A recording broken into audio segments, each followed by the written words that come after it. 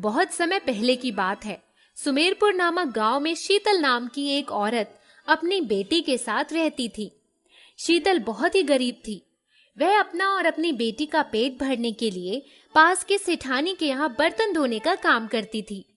शीतल बहुत बूढ़ी हो गई थी, जिससे वह सेठानी के यहाँ झाड़ू पोछा और बर्तन ठीक से नहीं कर पाती थी। फिर एक दिन अचानक शीतल की तबीयत बहुत खराब हो जाती है। शीतल के बेटी का नाम चांदनी रहता है। चांदनी दिखने में बहुत सुंदर और समझदार लड़की होती है। चांदनी बेटा, मेरे कमर में बहुत दर्द हो रहा है। अब मैं कल सेठानी के यहाँ काम पर नहीं जा पाऊंगी। कोई बात नहीं माँ, कल से मैं सेठानी के यहाँ बर्तन धोने के लिए जाया करूंगी। वैसे भी अब तुम्हारी तबीयत ठीक नहीं रहती, अब तुम घर पर ही आराम किया करो। उस दिन के बाद से चांदनी हर दिन अपनी माँ की जगह खुद सेठानी के यहाँ काम करने जाया करती थी। चांदनी सेठानी के यहाँ का काम बहुत ही अच्छे और जल्दी से करके निपटा दिया करती थी, जिससे सेठानी चांदनी के काम से बहुत खुश होती थी। सेठानी का नाम रत्ना था। चांदनी, तुम तो अपनी माँ से भी ज्यादा तेज काम करती हो। मैं तुम्हारे काम से बहुत खुश हूँ, इसीलिए अब से मैं तुम्हारा वेतन बढ़ा दूंगी और तुम्हें मेरे ही घर पर हमेशा काम करने के लिए आना होगा। वेतन बढ़ जाने पर चांदनी बहुत खुश होती है और खुशी खुशी सेठानी के घर पर काम करने के लिए जाया करती है। कुछ दिन बीतता है। एक दिन सेठानी का बेटा अपनी पढ़ाई पूरी करके शहर से अपने घर वापस आने वाला होता है। चांदनी, आज तुम पूरे दिन मेरे घर पर ही रुकना, क्योंकि मेरा बेटा बहुत दिनों के बाद आज पढ़ाई पूरी करके हमारे यहाँ आ रहा है। इसके लिए मैं उसके मनपसंद के खाने की चीजें बनाने वाली हूँ। आज तुम मेरे घर पर रुककर मेरी मदद करवाना। ठीक है मालकिन। फिर चांदनी पूरे दिन सेठानी के घर पर रुककर सेठानी के साथ खाना बनाने में मदद करती है। कुछ देर के बाद रत्ना का बेटा घर पर आ जाता है। रत्ना अपने बेटे को देखकर बहुत खुश होती है। बेटा, जाकर तुम जल्दी से मुंह हाथ धो लो, आज मैंने तुम्हारी मनपसंद की चीजें बनाई हैं। रत्ना के बेटे का नाम वरुण था। ठीक है माँ, मैं अभी हाथ मुंह धोकर आता हूँ। तब तक तुम मेरा खाना तैयार रखो, मुझे बहुत जोरों की भूख लगी है। वरुण जल्दी से खाना खाने के लिए बैठ जाता है। अरे वाह माँ, आज तुमने यह खीर तो बहुत ही अच्छी और स्वादिष्ट बनाई है। जी तो करता है कि तुम्हारे हाथों को चूम लूं। बेटा, यह स्वादिष्ट खीर मैंने नहीं, चांदनी ने बनाई है। माँ, चांदनी कौन है? बेटा, मैंने अपने घर पर काम करने और बर्तन धोने के लिए एक लड़की रखी है, उसी का नाम चांदनी है। तभी चांदनी वहां आ जाती है। चांदनी, लगता है तुम्हारे हाथों में तो जादू है। तुमने तो आज बहुत ही स्वादिष्ट खीर बनाई है। इसके पहले तो मैंने ऐसा खीर कभी नहीं खाया। कुछ दिन बीतते हैं। एक दिन रत्ना कुछ दिनों के लिए अपने मायके जाने वाली होती है। बेटा वरुण, मेरी माँ की तबीयत ठीक नहीं है, इसके लिए मैं कुछ दिनों के लिए अपने मायके जाना चाहती हूँ और माँ की देखभाल करना चाहती हूँ। क्या तुम अकेले यहाँ रह लोगे? माँ, आप निश्चिंत होकर जाइए, मैं घर में आराम से रह लूंगा। फिर जब नानी की तबीयत ठीक हो जाएगी तो आप लौट आना। रत्ना कुछ दिनों के लिए अपने मायके चली जाती है। इधर जब वरुण घर पर अकेला होता है, तब एक दिन वह रसोई घर में अपने खाना खाने के लिए कुछ बना रहा होता है। तभी अचानक उसका हाथ खाना बनाते वक्त जल जाता है, जिससे वरुण तेजी से चिल्ला उठता है। आह! वरुण के चिल्लाने की आवाज सुनकर चांदनी दौड़कर रसोई घर में आती है। क्या हुआ छोटे मालिक? अरे कुछ नहीं, दरअसल खाना बनाते वक्त मेरी उंगलियां थोड़ी जल गई। छोटे मालिक, अगर आपको ठीक से खाना बनाना नहीं आता तो आपको मुझे बोल देना चाहिए था। देखिए आपकी उंगली कितनी जल गई है। अब से आप कभी भी रसोई घर में खाना बनाने के लिए नहीं आएंगे। अब से आपको जो भी खाना होगा मुझे बोल देना, मैं आपके लिए बना दूंगी। उस दिन के बाद से चांदनी वरुण के लिए हर दिन अपने हाथों से खाना बनाकर रख दिया करती। वरुण को भी चांदनी के हाथों का बनाया हुआ खाना बहुत पसंद आता। फिर इस तरीके से चांदनी वरुण के घर का सारा काम, खाना, झाड़ू, बर्तन, पोछा आदि सब करने लगती है, क्योंकि वरुण को घर का काम करना नहीं आता, जिससे चांदनी अब ज्यादा समय वरुण के घर पर ही बिताती थी। इस तरह जब वरुण को अकेला महसूस होता तो वह चांदनी के साथ बैठकर बातचीत करता। इस तरह चांदनी और वरुण दोनों एक दूसरे के धीरे धीरे करीब आने लगे। रत्ना के न होने पर चांदनी वरुण का पूरा ख्याल रखती। यह बात वरुण को बहुत अच्छी लगती थी और उसे धीरे धीरे चांदनी से प्यार होने लगा। एक दिन जब चांदनी वरुण के घर पर सीढ़ियां लगाकर सफाई कर रही होती है, तभी अचानक उसका पैर फिसल जाता है और वह सीढ़ियों से गिरने लगती है। मगर तभी वहां वरुण आकर उसे अपनी बाहों में थाम लेता है। चांदनी, तुम दिखने में तो सुंदर हो ही, उससे कहीं ज्यादा सुंदर तुम्हारा दिल है। तुम मेरी माँ के ना रहने पर मेरा कितना ख्याल रखती हो और घर का सारा काम भी करती हो। मुझे एक ऐसे ही लड़की की तलाश थी जो मेरा अच्छे से ख्याल रख सके। चांदनी, मैं तुमसे मन ही मन प्यार करने लग गया हूँ। क्या तुम मुझसे शादी करना चाहोगी? छोटे मालिक, ये आप क्या बोल रहे हैं? कहाँ आप और कहाँ मैं? घर का काम करना और खाना बनाना मेरी तो बस यही औकात है। इतना कहकर चांदनी की आंखों में आंसू आ जाते हैं। चांदनी की ऐसी बातें सुनकर वरुण चांदनी को अपने गले से लगा लेता है। चांदनी, तुम्हारी औकात हम अमीरों से कहीं ज्यादा है, क्योंकि जैसा तुम्हारे पास दिल है वैसा दिल सबके पास नहीं होता। तुम अब खुद को छोटा मत समझो, तुम्हारा दिल बहुत ही बड़ा है। अब माँ के आने पर मैं तुमसे जल्द ही शादी कर लूंगा। वरुण की ऐसी बातें सुनकर चांदनी बहुत खुश होती है। कुछ दिनों के बाद रत्ना अपने मायके से घर वापस आती है। रत्ना के घर वापस आने के बाद वरुण अपनी माँ के पास जाता है और उससे चांदनी और अपने प्यार के बारे में बताता है। माँ, मैं चांदनी से प्यार करता हूँ और उससे शादी करना चाहता हूँ। वरुण की ऐसी बातें सुनकर रत्ना गुस्से से लाल हो जाती है। वरुण, तुम्हारा दिमाग तो ठीक है? तुम ये क्या बोल रहे हो? मैं एक बर्तन धोने वाली को अपनी बहू कभी नहीं बना सकती। अरे, हमारे आसपास के लोगों को जब पता चलेगा तो वो हमारे बारे में क्या सोचेंगे कि मैंने एक बर्तन धोने वाली लड़की को अपने घर की बहू बना लिया।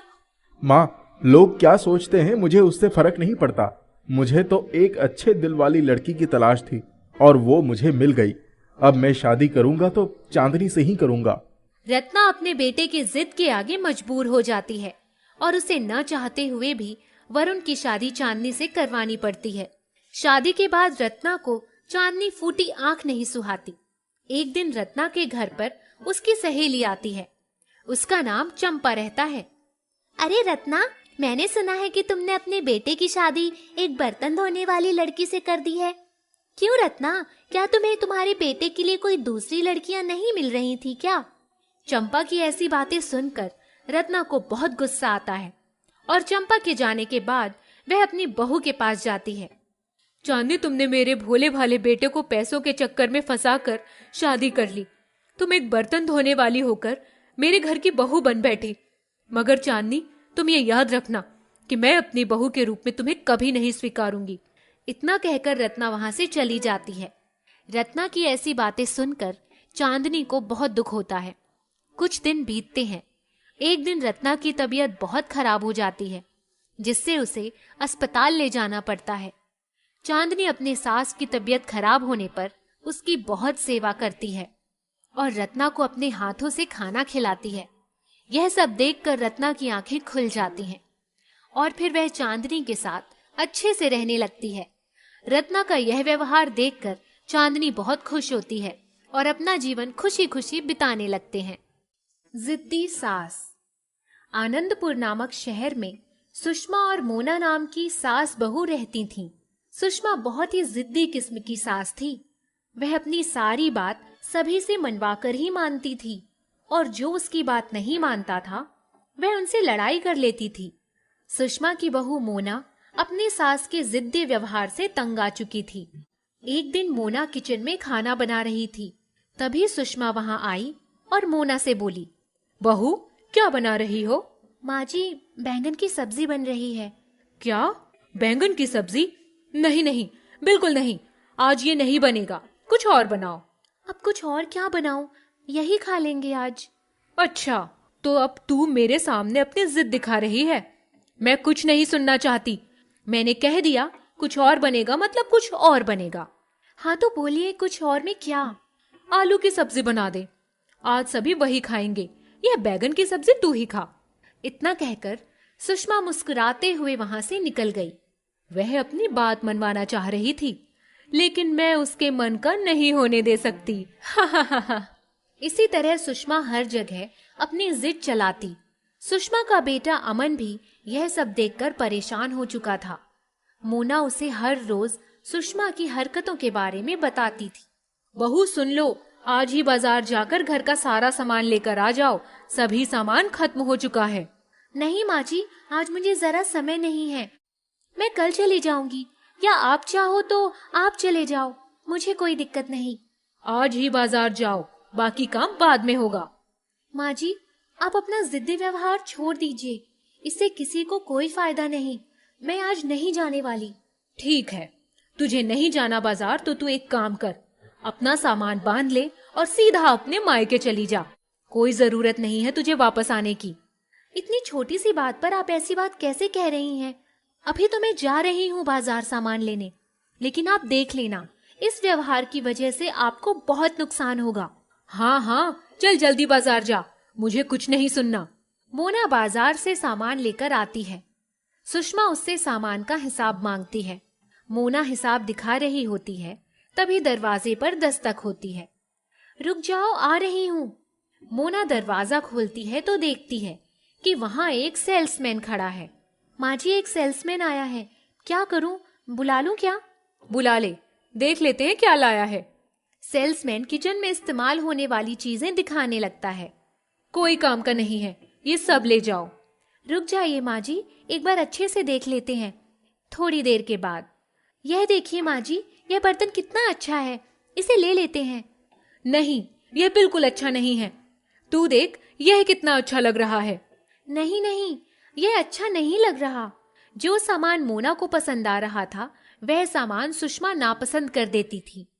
सब्जी को बारीकी से काटने वाली एक मशीन थी, वह मोना को पसंद आ जाती है। माँ जी, यह ले लेते हैं, इससे बहुत मदद मिलेगी। मुझे तो यह मसाज करने वाला मशीन अच्छा लग रहा है, यही ले लेते हैं। बताओ भाई, कितनी कीमत है इसकी? इसे रहने दीजिए भैया, सब्जी काटने वाली मशीन का दाम बताइए, हम वही ले लेते हैं। माँ जी, वह मशीन खामखा महंगा होगा, हमारी किसी काम का नहीं है, यह लेंगे तो बहुत काम आएगा।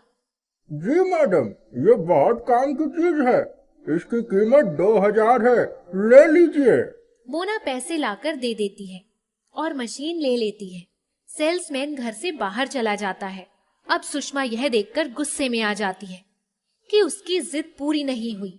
वह सेल्समैन के पीछे जाती है। रुको भाई रुको। जी मैडम, बोलिए। यह मसाज करने वाली मशीन कितने की है? सेल्समैन समझ जाता है कि यही सही मौका है, यह कस्टमर जरूर फंसेगी।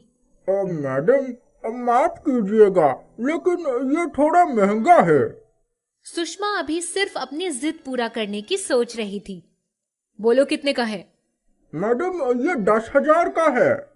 बस तुम यही रुको, मैं पैसे निकाल कर लाती हूँ, मुझे यही चाहिए। सुषमा पैसे निकाल कर लाई और सेल्समैन को देते हुए बोली, ये मुझे चाहिए, पैसे लो और यह मशीन मुझे दे दो। जी मैडम, ये लीजिए, ये अब से आपकी हुई। सेल्समैन मुस्कुराते हुए वहां से चला जाता है।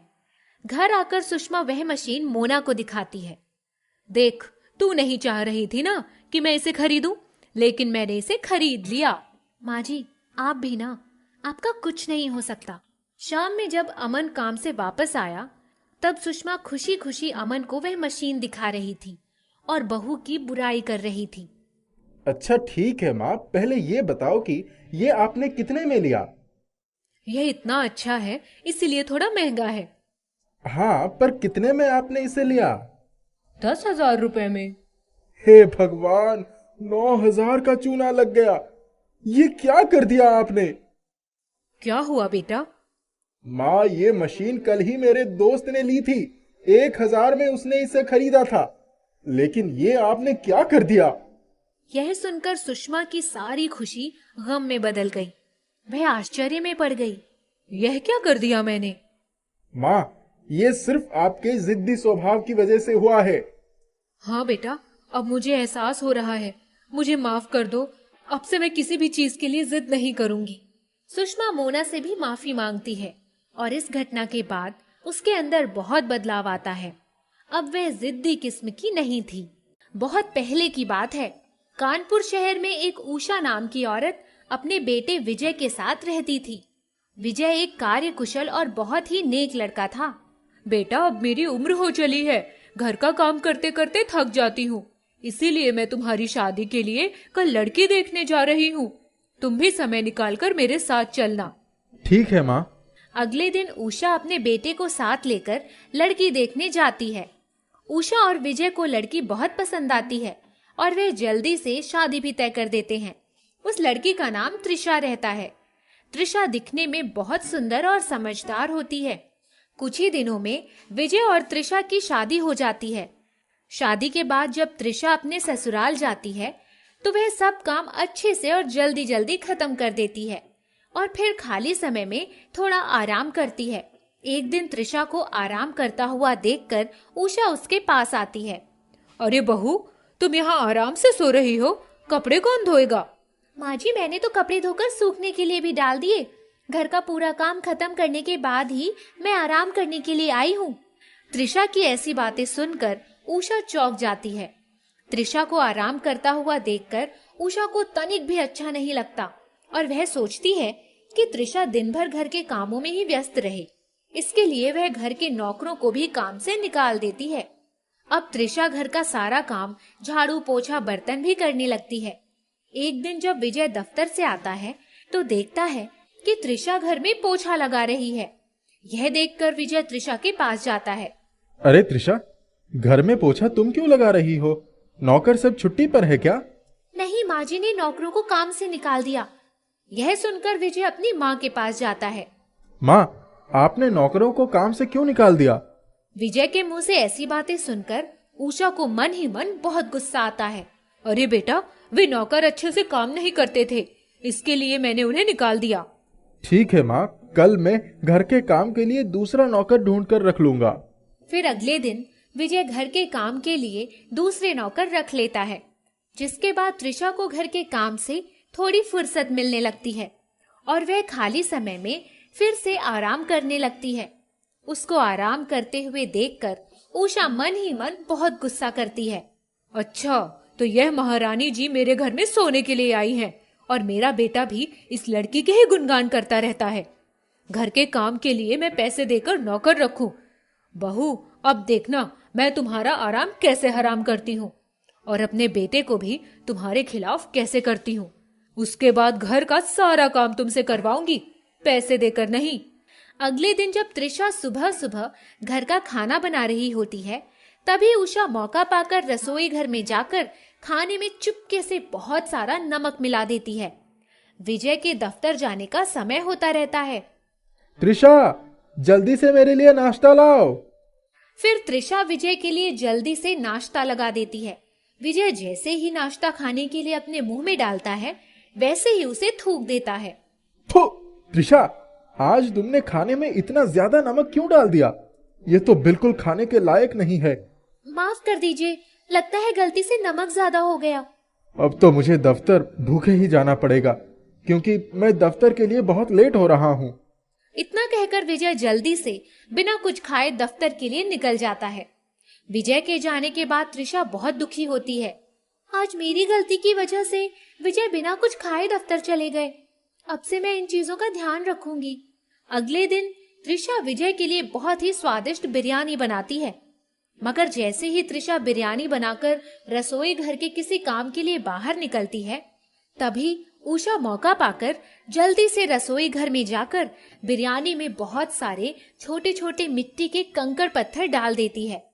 जब विजय नाश्ता करने के लिए बैठता है, उसके पहले ही कौर में मिट्टी का कंकड़ आता है और वह तेजी से चिल्लाता है। त्रिशा, अगर तुम्हें खाना बनाने का मन नहीं करता है तो बोल दो ना, मैं उसके लिए भी नौकर रख लूंगा। रोज रोज का ये क्या नाटक है? तुम्हारी वजह से मैं कल भी भूखे ही दफ्तर चला गया था और आज भी भूखे ही जाना पड़ेगा। हर काम में काम चोरी करना तुम्हारी आदत सी बन गई है। अब तुम चावल भी अच्छे से साफ नहीं कर पाती और बोलती हो कि गलती से हो गई। इतना कहकर विजय गुस्से से भूखे ही दफ्तर निकल जाता है। विजय के जाने के बाद त्रिशा रोने लगती है। अरे ये आजकल मेरे साथ क्या हो रहा है? मैंने तो आज उनके मनपसंद की बिरयानी बनाई, फिर उसमें कंकड़ कहाँ से आ गया? मैंने तो चावल भी अच्छे से साफ करके डाले थे। अगर मैंने चावल अच्छे से साफ करके डाले थे तो फिर उसमें कंकड़ किसने डाले? अब से मुझे खाना बनाते वक्त सतर्क रहना पड़ेगा। फिर अगले दिन जब त्रिशा रसोई घर में खाना बना रही होती है, माँ जी पता नहीं क्यों मेरे सर में बहुत दर्द हो रहा है। मैंने खाना पकने के लिए गैस पर रख दिया है। थोड़ी देर में आप जाकर गैस बंद कर दीजिएगा। मैं थोड़ा आराम करने जा रही हूँ। ठीक है बेटा, जा तू आराम कर ले, मैं कुछ देर में गैस बंद कर दूंगी। चलो अच्छा हुआ आज इसका सर दुख रहा है। अब तो मैं आराम से रसोई में जाकर खाने में ढेर सारा मिर्च मिला दूंगी।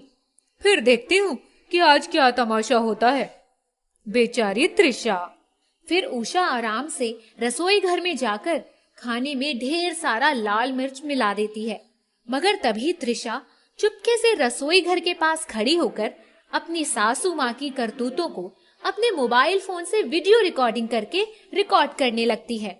फिर जब कुछ देर में विजय खाने के लिए बैठता है तो वह जैसे ही नाश्ता मुंह में डालता है, उसका मुंह मिर्च ज्यादा होने की वजह से जल उठता है।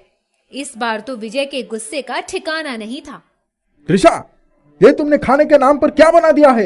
इतनी सारी मिर्च डाल दिया है कि मेरा पूरा मुंह जल गया है।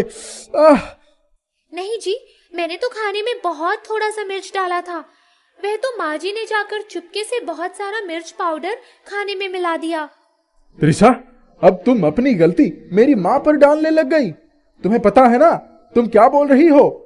फिर त्रिशा विजय को अपने फोन में रिकॉर्ड किया हुआ वीडियो दिखाती है। वीडियो देखने के बाद विजय के पैरों से जमीन खिसक जाती है और उसे अपनी माँ की सच्चाई का पता चलता है। माँ, तो इतने दिनों से आप खाने में कुछ ना कुछ जानबूझकर डाल देती थी और मैं इतने दिनों से भूखे ही दफ्तर चला जाया करता था। आपकी ममता अब कहाँ चली गई? अगर आपको मुझसे और मेरी पत्नी से इतनी ही दिक्कत है तो हम लोग ये घर छोड़कर चले जाते हैं। इतना कहकर विजय अपने कपड़े का बैग लेकर घर छोड़कर जाने लगता है। मगर तभी त्रिशा विजय को रोक देती है और उसे घर छोड़कर नहीं जाने देती। ये आप क्या कह रहे हैं? इस समय तो आपकी माँ को हमारी ही जरूरत है और आप इन्हें बुढ़ापे में अकेला छोड़कर जाएंगे? आप ऐसा नहीं कर सकते। मैं आपको यह घर छोड़कर नहीं जाने दूंगी। त्रिशा की ऐसी बातें सुनकर उषा की आंखें भर आती हैं। बहू, मुझे माफ कर दो, मैंने तुम्हारे साथ बहुत गलत किया। फिर भी तुम मेरी इतनी फिक्र कर रही हो। तुम मेरे बेटे से कहीं बढ़कर हो। मुझे अपने किए के लिए बहुत पछतावा है। तुम लोग यह घर छोड़कर मत जाओ, नहीं तो मैं अकेले यहाँ घुट घुट के मर जाऊंगी। इतना कहकर उषा जोर जोर से रोने लगती है। अपनी माँ की ऐसी बातें सुनकर विजय अपनी माँ को गले से लगा लेता है और फिर उस दिन के बाद से त्रिशा अपने ससुराल वालों के साथ खुशी खुशी रहने लगती है। सास और नखरीली बहू। कमला ने पति के जाने के बाद अकेले ही शिवा और सुधा को बड़ा किया था। पति सरकारी दफ्तर में काम करते थे, इसलिए कमला को वही नौकरी मिल गई थी। शिवा होनहार था। उसने 15 वर्ष की आयु में ही पिता की जिम्मेदारी संभाल ली थी, पर होनी तो होकर ही रहती है। इतवार का दिन था। माँ, मैं पास वाले मार्केट जा रही हूँ, कुछ लाना है तो बता दो। नहीं, कुछ नहीं लाना, लेकिन बेटा जल्दी आ जाना। थोड़ी देर के बाद फोन की घंटी बजी। उधर से आवाज आई, हेलो जी, ये सुधा के घर के नंबर? हाँ हाँ बोलिए, क्या बात है? मैं सुधा की माँ कमला बोल रही हूँ। जी, आपकी बेटी का एक्सीडेंट हो गया है, जल्दी आइए। शिवा, जल्दी चलो बेटा, सुधा का एक्सीडेंट हो गया है। माँ, कहाँ गई थी दीदी? पास वाली मार्केट तक ही तो गई थी मेरी बच्ची। दोनों के वहां पहुंचने से पहले ही सुधा की सांसें थम गई थीं। रोते कलपते सब कुछ किया। कमला और शिवा को इस सदमे से उबरने में कई साल लग गए। शिवा की शिक्षा पूरी हो गई। उसने MBA करके नौकरी कर ली। शिवा, 5 साल में ही मैं रिटायर हो जाऊंगी। एक अच्छा सा रिश्ता आया है, तुम लड़की देख लो तो मैं शादी के लिए हाँ कर दूं। माँ, अभी मैं शादी नहीं करना चाहता। एक बार लड़की से मिल तो लो। ठीक है माँ, आने वाले शनिवार को मिल लेंगे। शनिवार आया तो शिवा लड़की से मिलने चला गया। लड़की को देखकर वह ठगा सा रह गया। वो थी ही इतनी खूबसूरत। शालू की बड़ी बड़ी आंखें, लंबे बाल, गोरा रंग। बात करके उसने तुरंत ही हाँ कर दिया। घर आया तो, माँ, मैं तैयार हूँ शादी के लिए।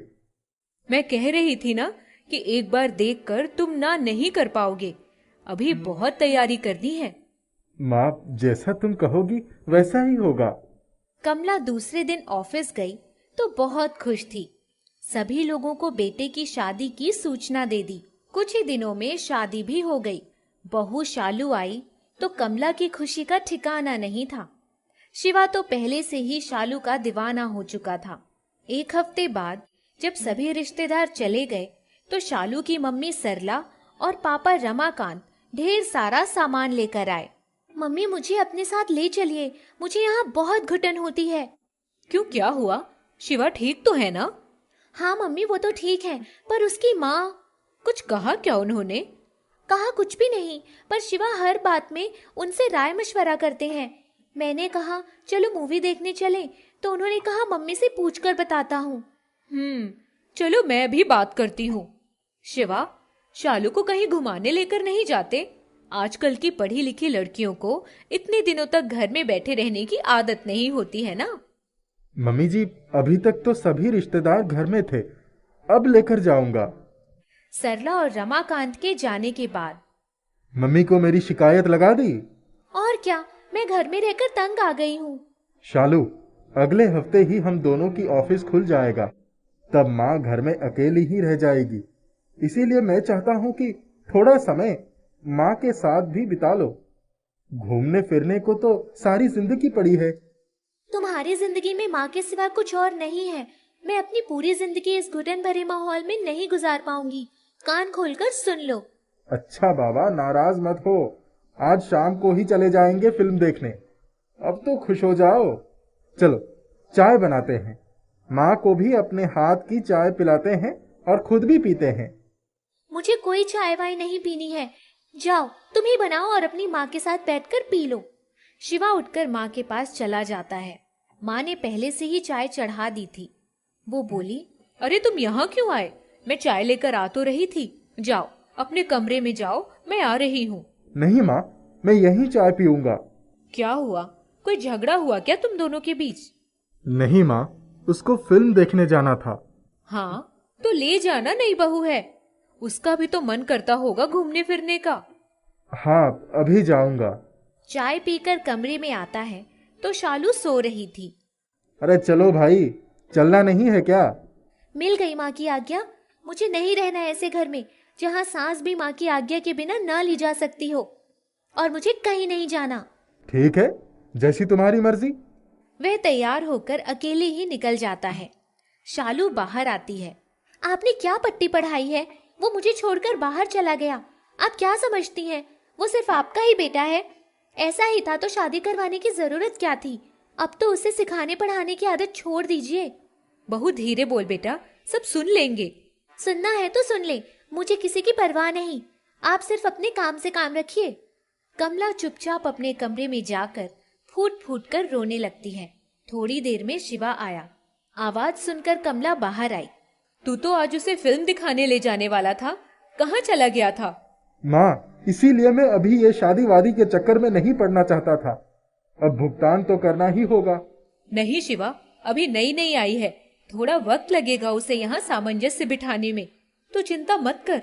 तभी फोन की घंटी बजती है। हेलो, आप अपने बेटे को समझा दीजिए, वरना हम अपनी बेटी को आज ही लेकर आ जाएंगे। अरे क्या हुआ? इतना नाराज क्यों हो रही हैं? अभी नई नई शादी हुई है, कुछ समय बच्चों को साथ रहने दीजिए। वक्त के साथ सब ठीक हो जाएगा। मेरी बेटी बहुत नाजों में पली है, उसके पापा ने आज तक उससे ऊंची आवाज में बात नहीं की। आप लोगों ने समझ क्या रखा है? ठीक है। कमला समझ गई थी कि ये शादी नहीं चलेगी। उन्होंने शिवा को कुछ नहीं बताया। चुपचाप खाना बनाकर दोनों को आवाज देने गई तो भीतर घमासान मचा हुआ था। शालू अपने कपड़े सूटकेस में डाल रही थी और रोती जा रही थी। बहू, ऐसे रूठकर मायके नहीं जाते। आप चुप रहिए, निकल जाइए मेरे कमरे से। सारे झगड़े की जड़ तो आप ही हैं। मुझे अभी मायके जाना है। अच्छा तुम रहो, मैं कल सुबह ही अपने भाई के घर सहारनपुर चली जाऊंगी। बस। माँ, तुम कहीं नहीं जाओगी। जिसको जाना है वो चला जाए। इतने नखरे अपने माँ बाप को दिखाए। मुझे भी नहीं रहना है इसके साथ। तभी गाड़ी रुकने की आवाज आई और शालू अपना सूटकेस उठाकर चल पड़ी। किसी ने रोका भी नहीं। माँ, वो अमीर बाप की बिगड़ी हुई अमीरजादी है। जाने दो, हम पहले भी तो रह ही रहे थे ना। चिंता मत करो, अपने आप सब कुछ ठीक हो जाएगा। दूसरे दिन। माँ, खाना बना दो, मैं सोच रहा हूँ ऑफिस चला जाता हूँ। ठीक है। शिवा ऑफिस चला गया। तब कमला ने शालू के घर पर फोन किया। हेलो, हाँ कहिए, किससे बात करनी है? बहन जी, शालू से बात करवा दीजिए। आपको जो कहना है अपने बेटे से कहिए। मेरी बेटी शॉपिंग पे गई है, आइंदा फोन मत कीजिएगा। कमला धम से सोफे पर बैठ गई। अपने बेटे का घर बसाने चली थी, बसने से पहले ही उजड़ता दिख रहा है। शालू अपनी सहेलियों के साथ घूम फिर कर आई। तेरी सास का फोन आया था, मैंने खूब खरी खोटी सुना दी। तभी रमाकांत जी आए। सरला, तुम्हारी जैसी माँ हो तो किसी लड़की को दुश्मन की जरूरत नहीं है। माँ अपनी बेटी को सही दिशा दिखाती है, तुम उसका घर उजाड़ने पर तुली हो। आप तो चुप ही रहिए। आपको दिख नहीं रहा बेटी कितनी उदास है? हाँ हाँ, तभी तो वो सहेलियों के साथ शॉपिंग करती हुई घूम रही है। रमाकांत जी बड़बड़ाते हुए चले गए। शिवा ऑफिस से वापस आया। माँ, मैं सोच रहा हूँ ऑफिस से ट्रांसफर लेकर कहीं दूर चला जाता हूँ। तुम क्या कहती हो? जैसे तुम ठीक समझो। शिवा अपनी माँ को लेकर बिना किसी को खबर किए बैंगलोर चला गया। शालू अपनी नौकरी में मस्त थी, उसे कोई परवाह नहीं थी। 2 साल बीत गए, किसी ने किसी के बारे में जानने की कोशिश नहीं की। एक दिन जब शालू ऑफिस में बैठी थी, तभी फोन की घंटी बजी।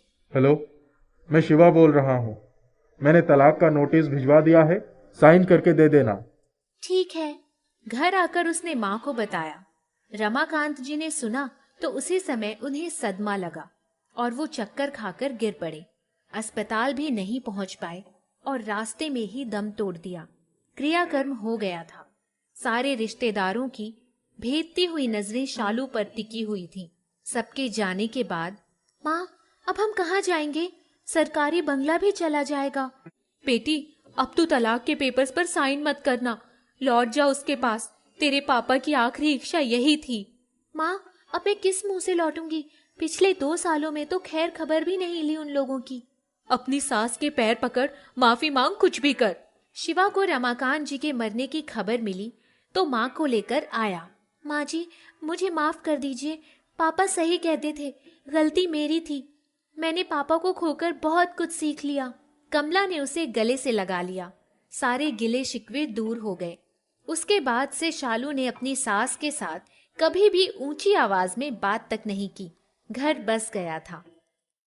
रेवती की जब से शादी हुई थी, तब से वह अपनी सास रूपा की हर बात में टोका टाकी बर्दाश्त करती आ रही थी। ससुर जी तो बहुत पहले ही चल बसे थे। एक देवर था जिसका कॉलेज का फाइनल ईयर चल रहा था। रेवती की शादी को 2 साल हो गए थे। अब जब से वो माँ बनने वाली थी, उससे ज्यादा काम नहीं होता था। अपने पति अमित से जब भी कुछ कहती, उसका टका सा जवाब होता। अब तो मेरी सहन शक्ति जवाब देती जा रही है। तुम माँ जी से कुछ कहते क्यों नहीं? हर सामान लेने के लिए ऊपर के कमरे में जाना पड़ता है। पता नहीं क्या है उस कमरे में, जो माँ जी हमेशा ताला लगाकर चाबी का गुच्छा अपनी कमर में लटकाए घूमती रहती हैं। क्या कहूँ, जानती तो हो, माँ ने हमेशा से ही अपने ही हिसाब से घर चलाया है। उन्हें किसी के काम करने का ढंग पसंद नहीं आता, इसीलिए कोई काम वाली नहीं टिकती। मैं क्या कर सकता हूँ? एक संदूक है, उसमें ना जाने क्या रखा है। वे उनको जान से भी प्यारा है। अक्सर उन्हें उसके सामने बैठकर रोते हुए देखा है। अब मुझसे इस हालत में ज्यादा काम नहीं होता। 7वां महीना चल रहा है। तुम माँ जी से कहकर कोई काम वाले रख लो। ठीक है, कल बात करूंगा। सुबह सुबह रूपा की कड़कती आवाज सुनाई पड़ी। अरे बहू, आज क्या सोती ही रहोगी? चाय नहीं बनाई अब तक? सुमित को कॉलेज जाना है, महारानी को कोई चिंता ही नहीं। अमित उठकर कमरे से बाहर आता है। क्या है माँ, क्यों इतना शोर मचा रही हो? आज रेवती की तबीयत कुछ ठीक नहीं लग रही है। आजकल की बहुएं भी गजब की आलसी हैं। अभी 7वें महीने में ही ये हाल है, आगे पता नहीं क्या होगा। हमने भी बच्चे पैदा किए हैं, सास ससुर ननंद देवर, पूरा परिवार संभाला है। माँ, वो हर वक्त तो काम ही करती रहती है। दिन में दसियों बार तो सीढ़ियां चढ़कर सामान लेने जाती है। मुझे तो यही समझ में नहीं आता कि रसोई के बगल वाले स्टोर में सामान क्यों नहीं रखती। कभी थोड़ी तबीयत खराब हो जाए तो आराम तो कर ही सकती है। क्यों ना एक काम वाली रख लिया जाए। तू तो उसी की पढ़ाई बातें बोल रहा है। क्यों काम वाली रख लूं? खाना ही तो बनाती है। मुझे किसी काम वाली के हाथ का खाना वाना नहीं पसंद है। हाँ तो आज मैं उसे लेकर डॉक्टर के पास जाऊंगा। चलो, क्या करना है मैं तुम्हारे साथ मदद करवा देता हूँ। मैं थोड़ी रसोई में खड़े रहकर खाना बनाऊंगी, घुटनों में दर्द है। तो रहने दो, बाहर से ले आऊंगा खाना, उसको सोने दो। अमित कमरे में चला गया। रूपा पैर पटकती हुई रसोई में गई और आटा गूंथकर सुमित और अपने लिए पराठे सेक कर आई। चाय बनाकर सुमित को दिया। पराठे के साथ अचार देखते ही, अरे ये क्या माँ, सब्जी नहीं है क्या? चाय पराठा मिल गया ना, वही खा ले। इससे ज्यादा मैं नहीं कर सकती। आज तेरी भाभी पलंग से नहीं उठेगी। माँ, एक काम वाली ढूंढ कर रखो, मुझसे ये नहीं खाया जाएगा। सबको काम वाली ही चाहिए, इतने पैसे कहाँ से आएंगे? मुझे जो पेंशन मिलती है उससे घर का खर्च बड़ी मुश्किलों से चलता है। माँ, भैया भी तो पैसे देता है। हाँ हाँ, खर्च भी तो 4 लोगों का है। बिजली का बिल, पानी का बिल, सिलेंडर का खर्च, राशन पानी, तेरी पढ़ाई, सब कहाँ से चलता है? मैं कहाँ से काम वाली रख लूं? अच्छा माँ, तुम चिंता मत करो, मेरा फाइनल ईयर है, अगले साल ही मुझे नौकरी मिल जाएगी। फिलहाल मैं कुछ ट्यूशन कर लेता हूँ, जो पैसे आएंगे उससे काम वाली रख लो। तुम ढूंढने की कोशिश तो करो। ठीक है, जा तू कॉलेज के लिए निकल। सुमित कॉलेज के लिए चला जाता है। अमित रेवती को डॉक्टर को दिखाकर आता है तो घर आकर, माँ, रेवती को डॉक्टर ने आराम करने के लिए कहा है। 1 महीने बिल्कुल भी उठने को मना किया है। कहा है आराम नहीं करोगी तो बच्चे और माँ की जान को खतरा हो सकता है। बहुत जरूरी काम के लिए ही उठना है।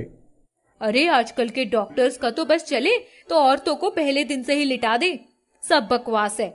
हमारे जमाने में तो डॉक्टर कहते थे जितना काम करो उतना ही बच्चे की सेहत के लिए ठीक रहता है। माँ, आज खाना बनाने के लिए कोई काम वाली ढूंढ लो, पैसे मैं दे दूंगा। मैं अपने बच्चे के लिए कोई खतरा नहीं मोल ले सकता।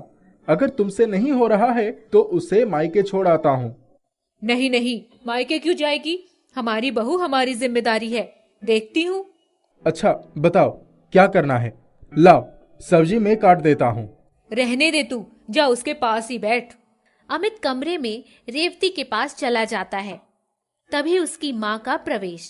बहू, आज से तुम बिस्तर से हिलना भी मत, मैं सब कर लूंगी। 1-2 लोगों को कहा है, शायद कल ही कोई काम वाली मिल जाए।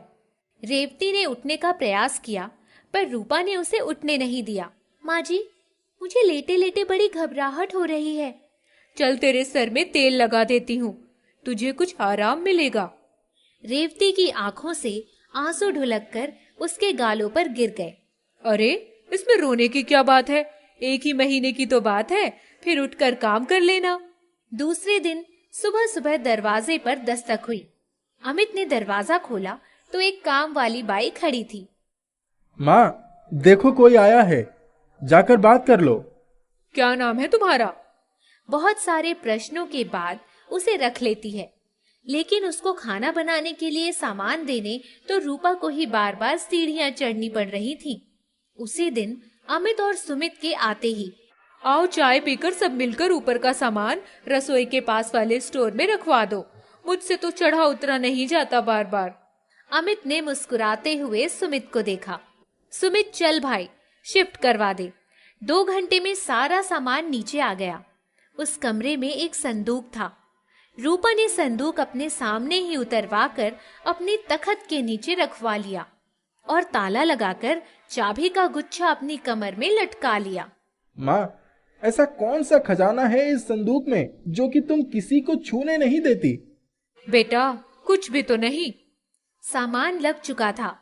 दूसरे दिन जब काम वाली ने चाय की पत्ती और चीनी मांगी तो रूपा, सुमित, ओ सुमित बेटा, जरा उसको स्टोर रूम में से सामान निकाल कर दे दे, मैं अभी कुछ काम कर।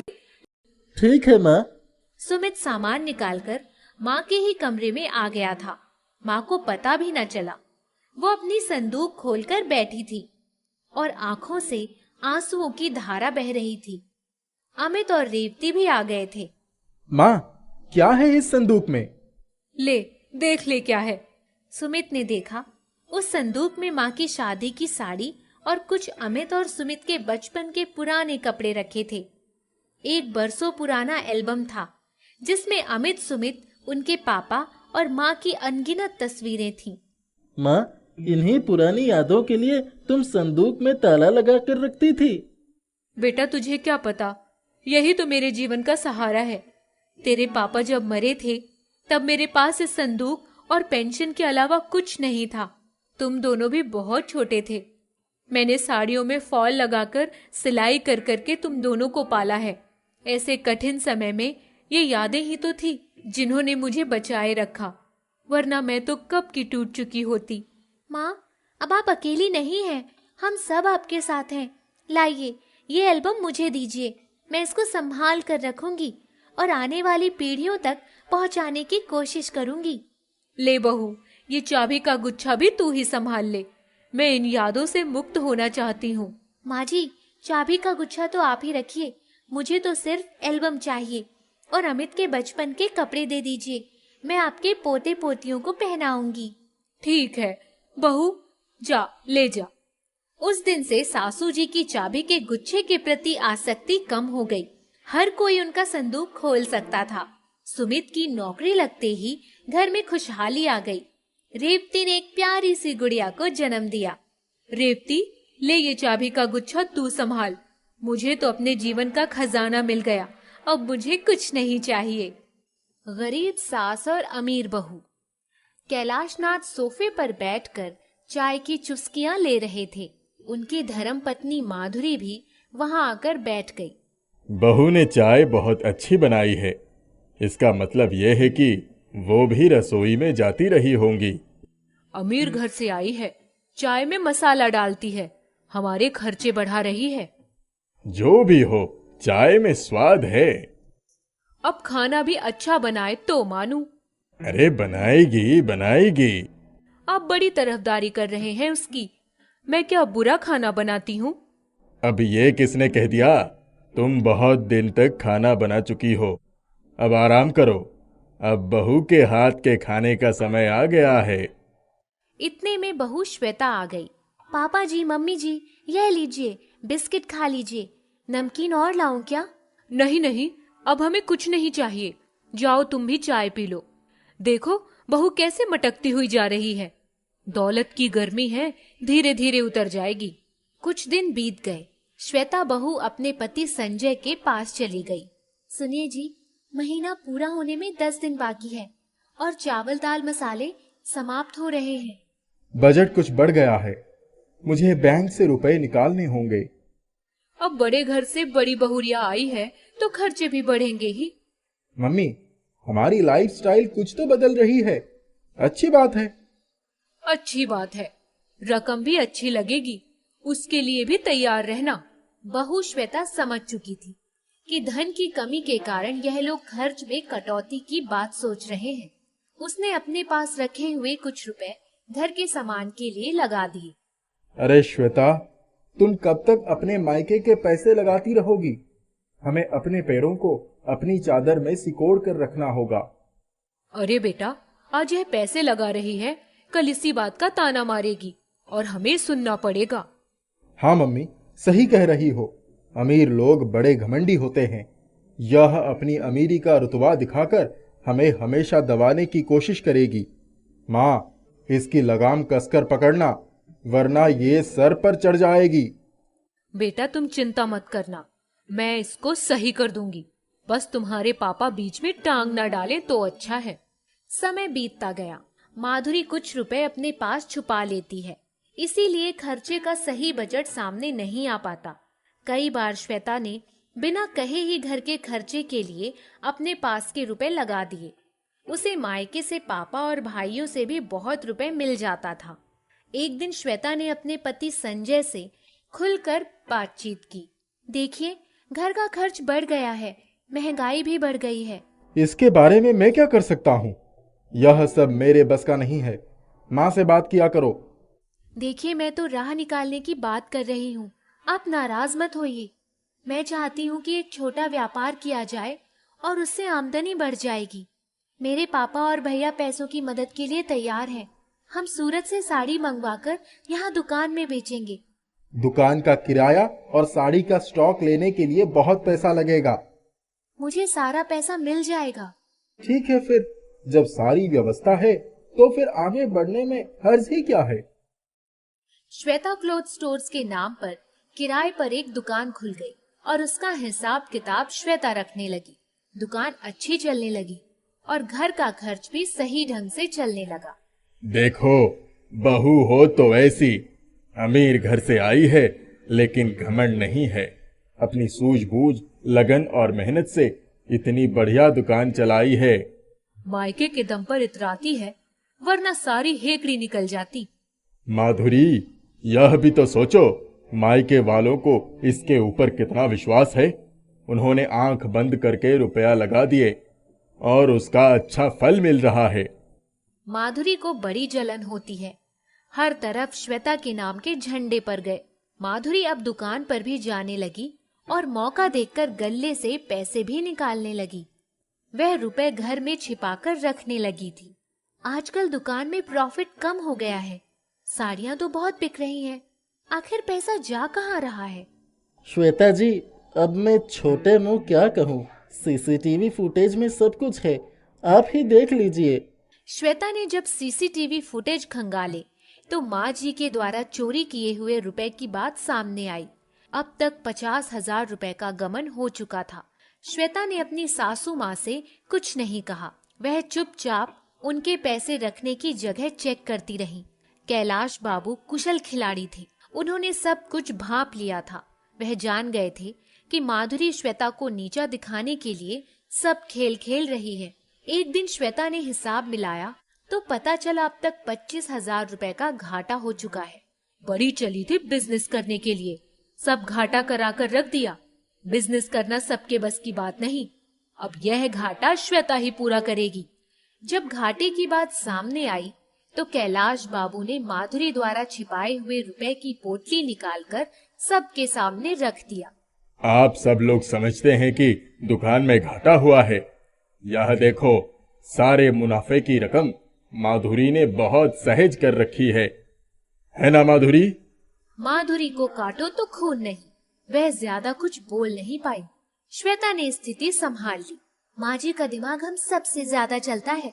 घर की बड़ी होने के कारण इन्होंने बहुत चतुराई के साथ इतनी अच्छी बचत करके दिखा दिया कि नारी शक्ति पुरुषों से कम नहीं होती।